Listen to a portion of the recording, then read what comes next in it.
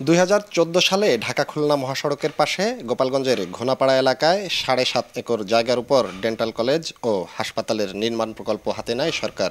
2016 সালের জুন পর্যন্ত ছিল প্রকল্পটির মেয়াদ। এরপর 2 দফা সংশোধন ও 4 দফা মেয়াদ বাড়ানো হয়। সবশেষ মেয়াদ উত্তীর্ণ হয় 2024 সালের ডিসেম্বরে।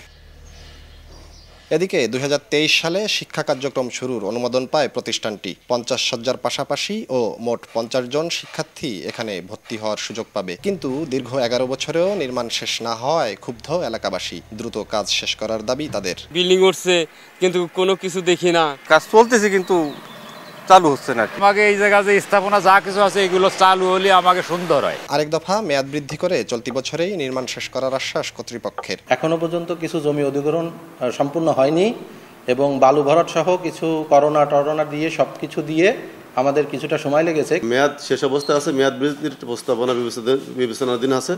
এই মন্ত্রণালয় এগুলো যাচাই বাছাই চলছে, মেয়াদ এই বৃদ্ধি পাবে আর কি, আমি যতটুকু জানতে পারছি। গণপূর্ত বিভাগের তথ্য মতে শুরুতে ডেন্টাল কলেজ ও হাসপাতাল নির্মাণ প্রকল্পের ব্যয় ছিল 88,69,98,000 টাকা। বৃদ্ধির পর বর্তমানে ব্যয় ধরা হয়েছে 139 কোটি টাকা।